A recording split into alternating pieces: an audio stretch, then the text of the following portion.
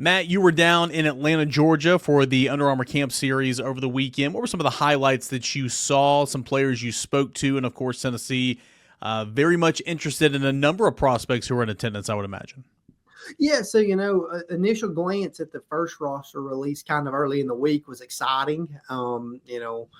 A few no-shows kind of took a hit away from the roster. Was really excited to see Tristan Givens and Hezekiah Harris work, two really talented edges that Tennessee's recruited for some time. Neither one were able to make it to the camp. So, that was kind of a letdown just from, a personal standpoint of wanting to see both of those two really talented edges, get some work in. But overall, paid a lot of attention to the offensive line, defensive line groupings. Tyson Bacon, Tennessee commit in attendance. I think he's a guy whose stock is up. I mean, I really do. I've said it for some time. Tennessee got him here back in the summer, got him back in the fall. He ended up committing, toward the end of the season there. Since then, January contact period, Eric, I mean, it's been Florida, Georgia, Alabama, Florida State, Auburn, Michigan. All these schools have come in on him. I talked with him for a while ahead of camp on Sunday morning, and he will take some official visits. And that's something he's been pretty transparent with the Tennessee staff about. They've expected him to blow up. He's expected to blow up. So he still remains pretty firm in his Tennessee commitment, but he's planning to see Georgia on May 16th and Florida on June 13th before seeing Tennessee the last week of June of official visits. And then he'll work on, making sure everything's finalized, everything's where it needs to be at that point. It's not something he wants to drag out, but he's a guy measured in probably around 6'4", 265 on the weekend. And man, he moves extremely well. So that was one of the highlights of the day was, I've seen him around in person, seen the frame before, but getting to watch him move, getting to watch him work one-on-one, really a guy that can extend, make plays, shed blocks, and do a lot of different things. Former Tennessee commit Brandon Anderson was one of those guys that Bacon went head-to-head with, and they split reps. I thought from a standpoint, Anderson was one of the more technically sound offensive linemen there. You can see the power along the interior from him.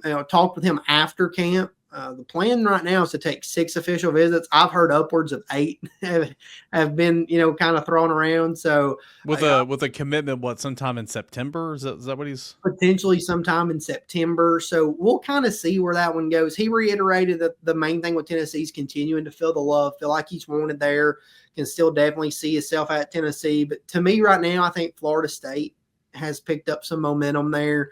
Georgia very much involved, Alabama involved, Florida involved. So we'll kind of see where this one shakes out. But in my notes on the General's quarters throughout the day on Sunday, I get the feel that this one could end up being a thrill a minute down the stretch. For him. And then another guy got to pay close attention to on Sunday was Bear McWhorter, and he's a guy that Tennessee's recruited pretty hard for some time. Has been to campus a number of times.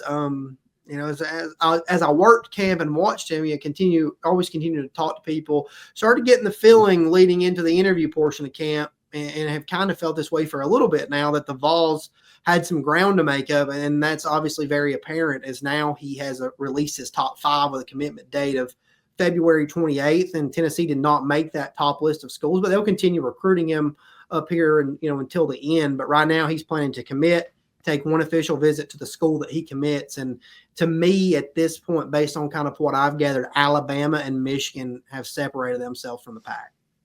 Yeah, that sounds nice. Committing in February, taking one official visit to that one school. I'm sure it's going to work out that way, right? Yeah, those things never change, do they? Yeah, it always seems to work out that way. Well, not only were you down in Atlanta on Sunday or this weekend for the Under Armour Camp Series, you've been stopping by some different programs and schools in Georgia the last couple of days. Talk about a couple of linebackers that you caught up with. Braden Rouse, a guy that Tennessee really, really likes, and then a guy that Tennessee's been on for quite some time, but everybody's on, Tyler Atkinson, number 1 ranked linebacker in the country, top 10 player overall in the cycle. What do those guys have to say about Tim Banks, William Inge, about said Brian Jean-Marie, William Inge, and of course Tennessee football? Yeah, so starting with Braden Rouse, he's a guy that we've been talking about for some time over at VolQuest. He's a guy that stock up again, like Tyson Bacon. I think he told me on Thursday morning, he was my first stop of the day, that he's over 41 Division I offers now. I think the first time I ever talked to him, he had 6. And Tennessee was prioritizing him at that point, making him, feel wanting to try to get him up to game day visits, things like that. So, he's a guy that continues to say all the right things when it comes to Tennessee. His dad is the recruiting coordinator there at Cal. So, he's pretty detailed into the process. They're trying to do things the right way. He and I talked a pretty good bit about visits, what's next, what he's looking for. To start with that piece, only one official visit locked in right now, and that's to Tennessee. And to me, that's telling of where he's at this point in the recruitment. He wanted to get that visit locked in. He wanted to get that visit there when Tennessee wanted him there, around that date, which I do believe to be that June 20 to June 22nd weekend at this point.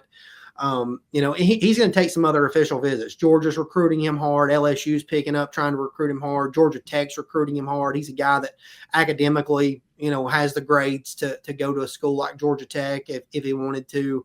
So there's a lot of things at play with him, but his relationships with Tennessee continue to stand out to me. One thing that also stood out to me during my time with him was that he's going to go see some of these schools that have offered him. He's been to Georgia. He's been to Georgia Tech. He's been to Tennessee. He's been to a few select schools. Now he feels like he's got to go see some of these other schools in the spring, but he kind of came back around and said, I might still end up, checking out Tennessee for a spring practice. I think for him right now, there's a strong desire to keep getting back to Tennessee as often as he can. And that's why I continue to think the Vols are in a really good spot with him coming out of the winter.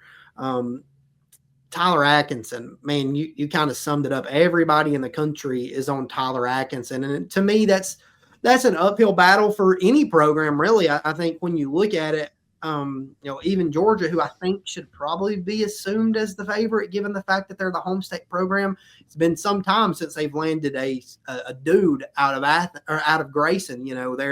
Which has turned into a football factory for the last 20 years. But it's been Tennessee's gotten a couple of linebackers out of there. Yeah, it's been a while since they've landed it. Georgia's landed a dude from out of there, but obviously they've been recruiting Tyler Atkinson since 8th grade. I think Tennessee for him has done a really good job of recruiting the family as a whole. And the more that I've talked to people around Grayson connected to that program inside the world of college football, I think that's something very important to him, to his family, is that piece. It's going to be a family top decision. Obviously, there's going to be NIL factors at play. There's going to be all those things at play. And that's why, again, I say that it's kind of an uphill battle for anybody at this point. When you're recruiting a guy like that, what's a family truly thinking, deep down? You can recruit them as hard as you can, as effectively as you can, but what's a family like that really thinking when you've got Texas, Ohio State, Georgia, Alabama, Tennessee? I mean, I can just keep going down the list. So we'll kind of see. I look for him to possibly narrow his list at some point, before really getting into those official visits, obviously. And we'll kind of see where Tennessee falls at now. He's so non-committal on who's going to get a spring visit, who's going to get an official visit. Like, he's not willing to say, I'm going anywhere. Like, it always kind of came back to, we're going to sit down and decide this. And I believe that's true. I believe they kind of take things step by step. But I think William Inge has done a really good job there with the family. I think the in-home visit in January for Tennessee went well. Josh Heupel, William Inge spent time with the Atkinson family, one of only 3 programs to get an in-home visit.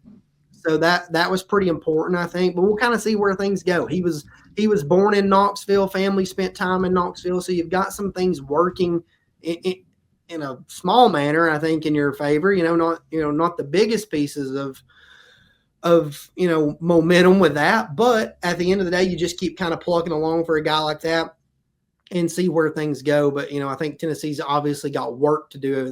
They're probably not in the top 2 or 3 of this right now on the surface looking in, but they're in it, and he's going to consider all options down the stretch. Matt, we're going through the month of February right now. As you mentioned, spring practices are about to get going, mid-March and all that. Tennessee's one of the better 2026 classes so far, from a national rankings and inside the SEC. How would you describe Tennessee's momentum right now on the trail this semester, and of course leading into some pretty big months, the biggest months on the recruiting calendar, which of course is June, July, and August for the most part? Yeah, I think these months coming up are important as well. I think you got to get some of these guys back in the spring for visits that you weren't able to get here in January, be it for weather or whatever. Like a guy like Amari Latimer down in Georgia, I think you've got to get him back here. He's a guy I didn't sit down with, but checked in on it. I think he's right near the top of Tennessee's running back board for this cycle. And, I think the more that I've talked to people, the more I've gathered information. I think Michigan and Wisconsin very much at play for him. So I think you need to get him back to campus and have a chance to unfold that plan now that the 2026 cycle, is fully on the clock. But I think overall, I think Tennessee continues to recruit a number of its top targets well. I think you're battling uphill in some, and some of these guys are going to be early commitments. If you've learned anything about Tennessee kind of the last two cycles, is they're going to play the long game with guys that they truly value. I mean, you look back at a guy 2 cycles ago, Kai Bates, obviously he committed to 2 different schools. Tennessee had him on the line and almost reeled in twice, and they never went away in that recruitment after he committed to LSU in the summer. Yeah, he kind of snuck back to town. We saw them pull that off last cycle. They were able to flip Jaden Perlotti. They snuck him into town. They were able to flip DeJuan Morris. That one didn't really go under the radar. But they snuck Brendan Ains into town, the Wisconsin linebacker commit, and were able to flip him. So if they miss out on some of these guys here in February, early March, it's 8 months, 9 months till the, early signing period. They're not going to go away.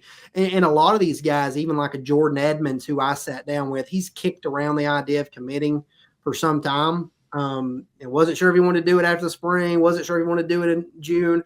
Just finally said, hey, I think I'm going to do it in the next 10 days here. I don't look for that one to be Tennessee right now, but he's a guy that they value. He's a guy they're going to keep recruiting. And he's already said he's going to come back for an official visit. So, again, I think Tennessee, with the guys that they want to, continue to recruit, there's some uphill battles with some guys, and I think there's some momentum with some guys. I think they've done a really nice job with some of these guys that they've continued to get to campus, and they're in some heavyweight battles right now, guys that are top 75 down to 5-star guys like Tristan Keys. So there's momentum on the trail for the Vols right now, and still a lot of work to be done.